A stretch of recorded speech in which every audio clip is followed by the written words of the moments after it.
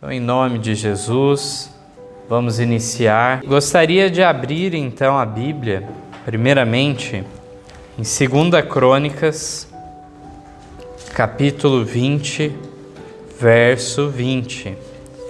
Falaremos um pouco acerca do valor que há nos testemunhos enviados para nós, para o nosso tempo, através de Ellen White, essa mensageira do Senhor nestes últimos dias. Então, em 2 Crônicas, no capítulo 20 e o verso 20, na última parte, diz assim: crede no Senhor vosso Deus e estareis seguros. Credes nos seus profetas e prosperareis. Deve haver uma confiança implícita, completa, em favor do nosso Deus, e estaremos dessa maneira seguros. Aqueles que atendem à advertência enviada por Deus através dos profetas, estes então prosperarão. E vamos agora, 1 Tessalonicenses,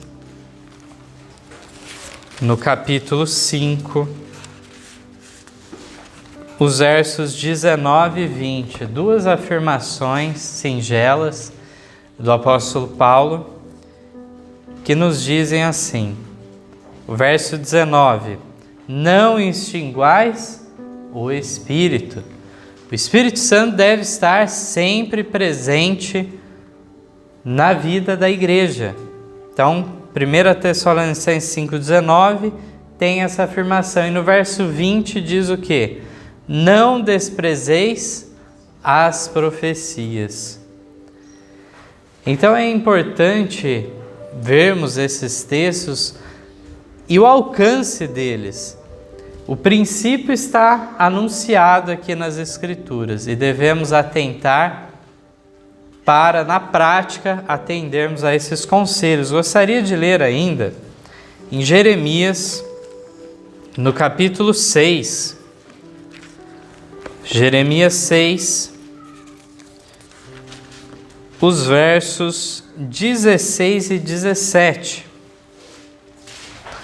Assim diz o Senhor: ponde-vos nos caminhos, e vede, e perguntai pelas veredas antigas, qual é o bom caminho, e andai por ele, e achareis descanso para as vossas almas.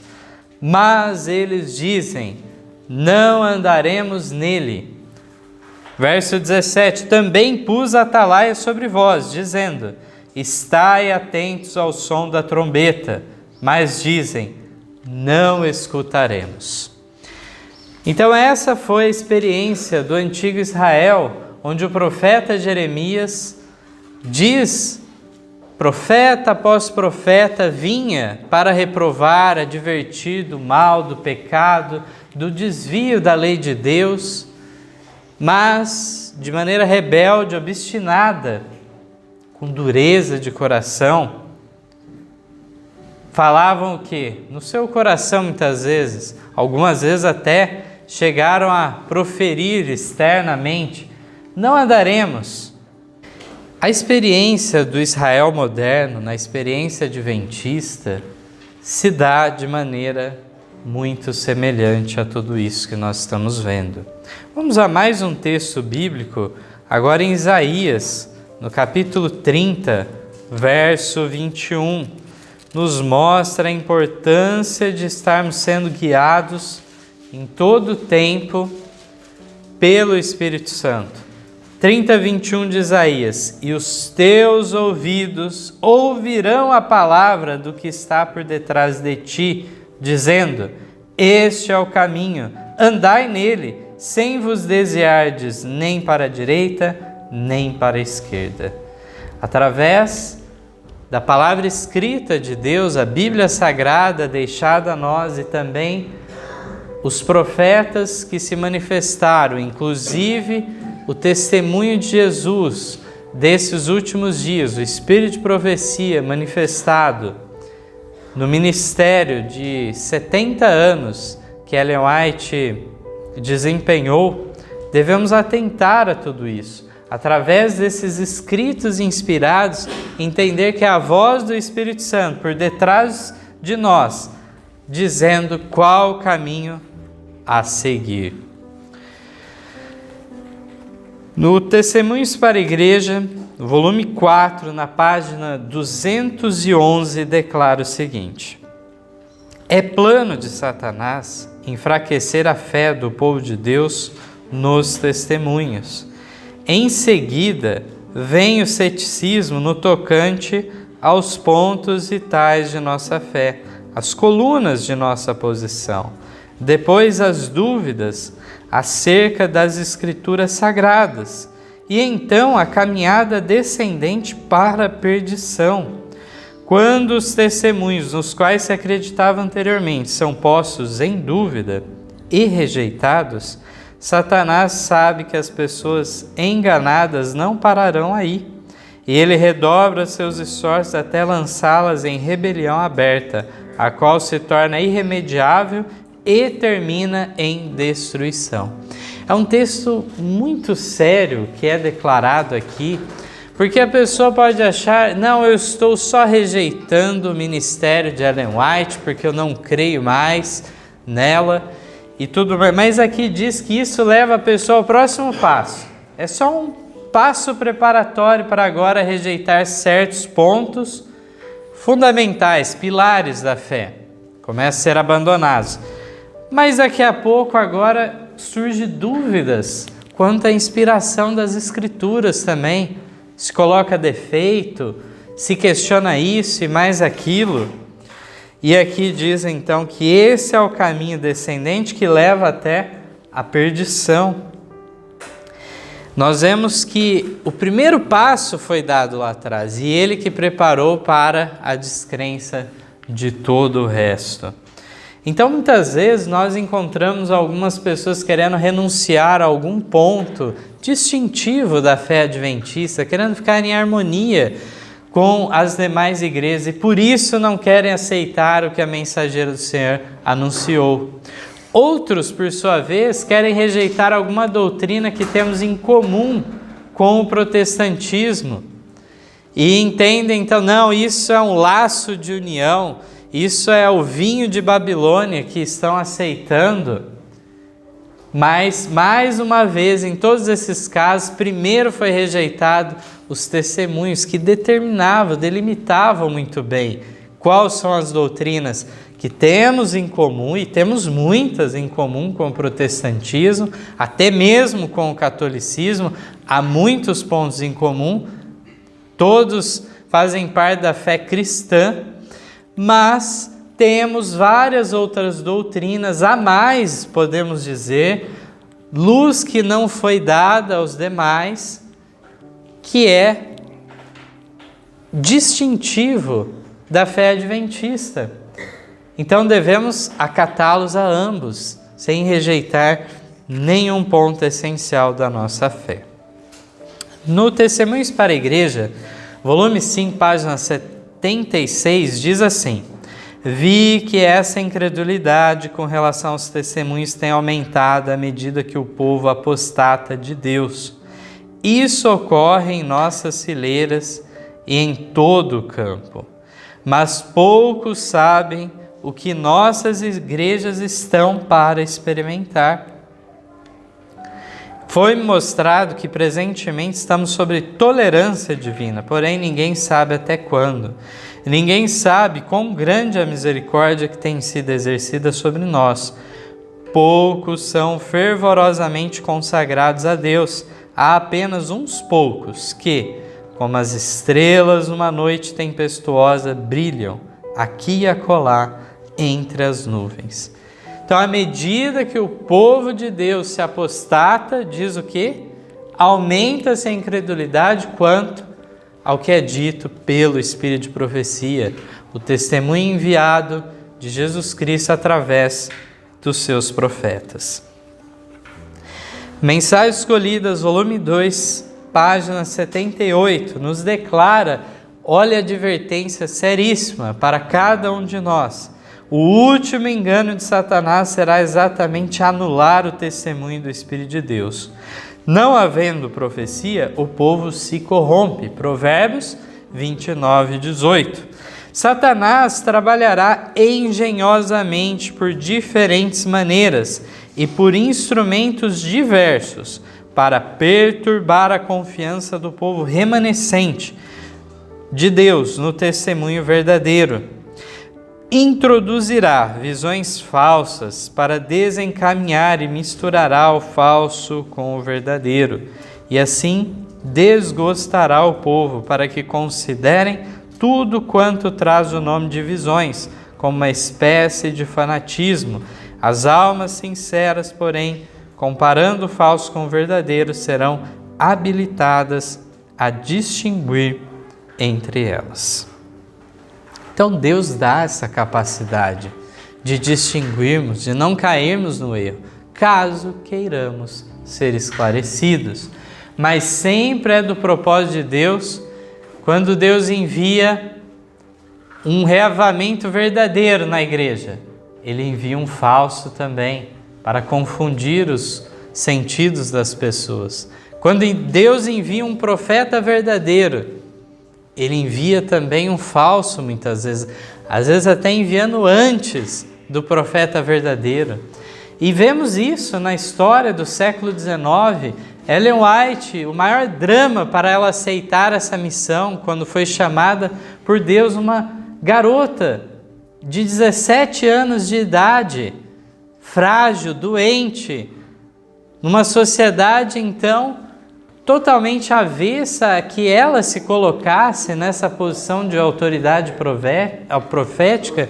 E aí o que aconteceu neste caso? Deus escolheu dos mais fracos para confundir os fortes. Nós encontramos neste caso uma experiência maravilhosa em como ela é chamada por Deus, mas havia uma multiplicação de falsos profetas naquela época impressionante. Se formos ver a história do século XIX, houve o surgimento de falsas seitas justamente naquela época, com profetas como líderes ou falsos mestres como líderes. Mas então, em todos os sentidos, Ellen White passa no teste bíblico. Devemos prová-la, devemos ver no sentido dos fenômenos físicos que ocorrem com o profeta verdadeiro, devemos ver se a mensagem é de acordo com a Bíblia, e assim tantos outros requisitos que deve passar o profeta verdadeiro. Aqui na continuação, diz ainda, na página 84 do Mensagem Escolhida, volume 3, uma coisa é certa: os adventistas do sétimo dia que se colocam sobre o estandarte de Satanás abandonarão primeiro sua fé nas advertências e repreensões contidas nos testemunhos do Espírito de Deus.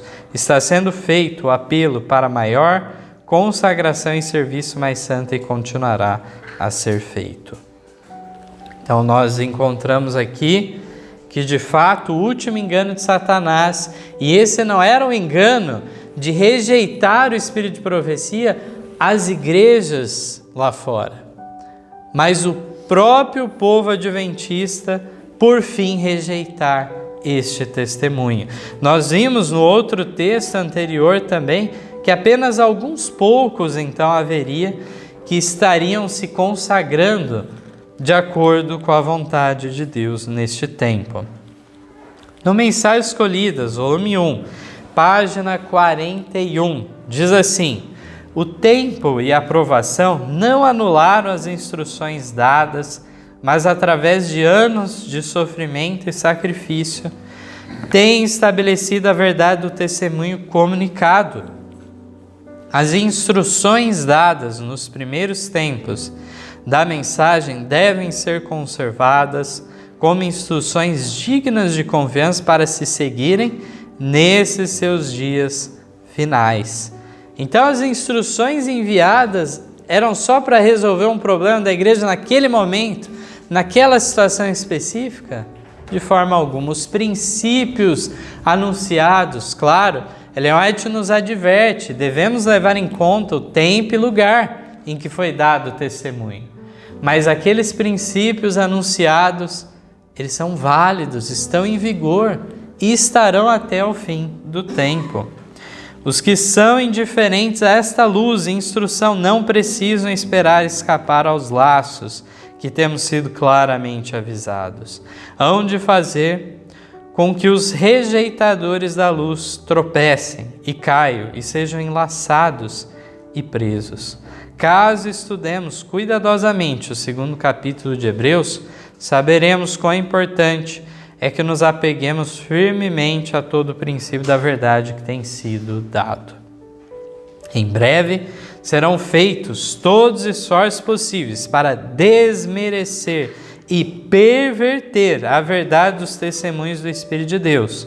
Os que têm tratado os esclarecimentos dados pelo Senhor como coisas comuns não serão beneficiados pelas instruções apresentadas. A página 42 ainda nos declara: outros, porém, receberão grande auxílio das mensagens, conquanto não lhes sejam individualmente dirigidas. Receberão as correções e serão levados a fugir dos males aí especificados. O Espírito do Senhor estará nas instruções e as dúvidas existentes em muitos espíritos serão banidas. Os próprios testemunhos serão a chave que explicará as mensagens dadas, como texto escriturístico é explicado por texto escriturístico. Muitos lerão com ansiedade as mensagens que reprovam o erro, para que aprendam o que hajam de fazer para serem salvos. Então nós vemos aqui que, ao contrário de achar que não, este texto não se aplica a mim, este texto não se aplica à igreja, eles enquadrariam então nas advertências, e ainda diz mais aqui, diz que os próprios testemunhos ajudariam a explicar porções das Escrituras, de maneira a se tornar mais claro, mais vigoroso o sentido de tais textos. No Testemunhos para a Igreja, volume 5, na página 79, nos diz o seguinte: podemos pensar que onde não há pastores fiéis não pode haver cristãos verdadeiros, mas não é esse o caso. Deus prometeu que onde os pastores não fossem fiéis, Ele mesmo se encarregaria do rebanho. Deus nunca deixou o rebanho totalmente dependente das pessoas. Os dias de purificação da igreja estão chegando rapidamente. Deus terá um povo puro e fiel. No grande peneiramento, prestes a acontecer, seremos melhor capacitados a medir a força de Israel. Os sinais revelam que o tempo está próximo, quando o Senhor mostrará que a ferramenta está em sua mão e que Ele limpará completamente a eira. Na página 80, na seguinte, diz: na última e mais solene obra, poucos grandes homens se empenharão. Os presumidos independentes de Deus, Ele não os pode usar. O Senhor tem servos fiéis, que se hão de revelar no tempo da sacudidura e prova. Há elementos preciosos hoje ocultos que não prostraram o joelho a Baal, não tiveram a luz que tem estado a brilhar sobre vós em chama concentrada, mas pode sobre um rude e não convidativo exterior revelar-se o puro brilho de um genuíno caráter cristão. Durante o dia olhamos para o céu, mas não vemos estrelas. Ali se acham fixas no firmamento, mas os olhos não as distinguem. À noite, contemplamos o seu genuíno brilho. Então, realmente, tal como na experiência de Elias, não sabemos hoje medir a verdadeira força de Israel. Este remanescente fiel, qual é o número destes? Não sabemos. Mas à medida que nós estamos nos aproximando da crise final, as trevas começam a se adensar sobre o mundo. Ocorre que diz que as estrelas agora começarão a aparecer, serão visíveis aos nossos olhos. Gostaria de ler mais um texto bíblico, em Romanos agora, capítulo 11, que nos fala sobre este assunto. Romanos 11, a partir do verso 3. Aqui é a experiência, então, de Elias. Ele diz assim: Senhor, mataram os teus profetas e destruíram os teus altares, e só eu fiquei e buscam a minha alma. Mas que lhe diz a resposta divina? Reservei para mim 7.000 homens que não dobraram os joelhos a Baal. Assim, pois, também agora, neste tempo, ficou um remanescente, segundo a eleição da graça. Então é dada essa promessa a cada um de nós. E gostaria ainda de ressaltar no capítulo 9, os versos 27 até o 29, também nos é dito: Isaías clama acerca de Israel, ainda que o número dos filhos de Israel seja como a areia do mar, o remanescente é que será salvo, porque ele completará a obra e abreviá-la em justiça, porque o Senhor fará breve a obra sobre a terra. E como antes disse Isaías, se o Senhor dos exércitos nos não deixar a descendência, teríamos nos tornado como Sodoma, e teríamos sido feitos como Gomorra. É a misericórdia de Deus que traz neste mundo, em todas as gerações que já ocorreram, e não será diferente nesta última, ocorre de que sempre há um povo remanescente fiel, os representantes de Deus nessa terra, por menores que sejam estes em número. Mas, como estávamos vendo, está chegando a sacudidura final. E diz que à medida que nós nos aproximamos, se verá 2 fenômenos. Os irmãos depois podem ler com calma em casa. Leiam Testemunhos para a Igreja, volume 6, a partir da página 400 em diante, que vem dizendo sobre isso. E é dito, então, que se verá tanto unidade como separação. As duas coisas acontecendo ao mesmo tempo.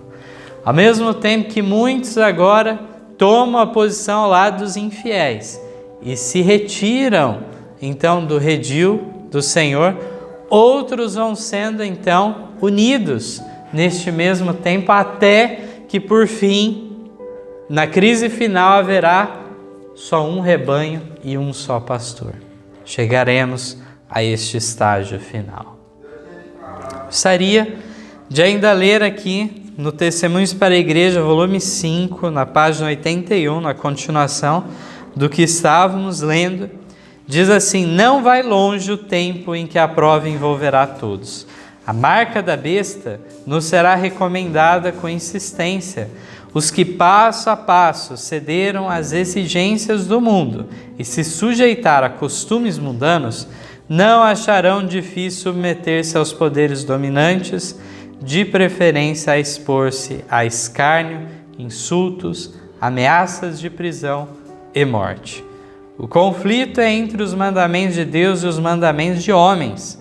Neste tempo, o ouro será separado da escória na igreja. A verdadeira piedade distinguir-se-á, então, claramente daquela que é só aparência.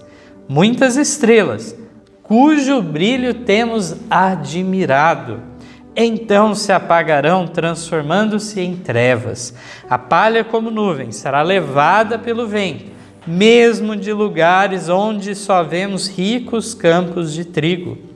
Todos os que se apoderam dos ornamentos do santuário, mas não se acham vestidos com a justiça de Cristo, aparecerão na vergonha de sua nudez.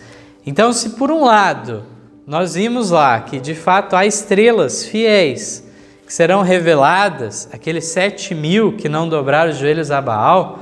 Por outro lado, também será revelado aqueles que pensávamos que eram fiéis e não são. Víamos só ricos campos de trigo, mas não era a realidade.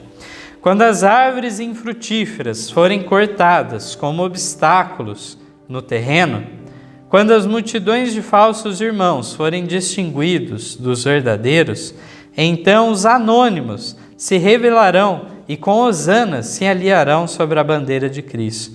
Aqueles que têm sido tímidos e receosos declarar-se-ão abertamente por Cristo e sua verdade.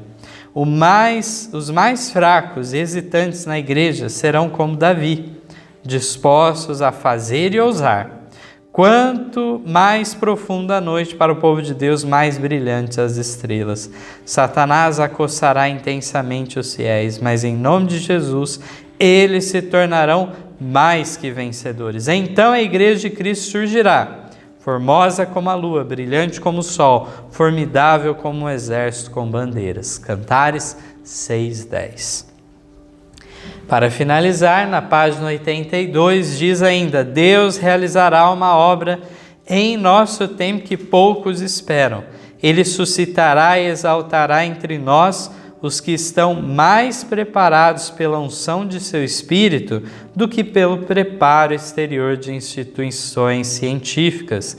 Esses meios não devem ser desprezados ou condenados. Eles são ordenados por Deus, mas só podem fornecer as habilitações exteriores. Deus mostrará que não depende de seres humanos instruídos e cheios de si. Benditas instruções, promessas deixadas para cada um de nós, que estes temas façam pensarmos na experiência individual de cada um de nós e de que lado estaremos então, qual será o desejo do nosso coração?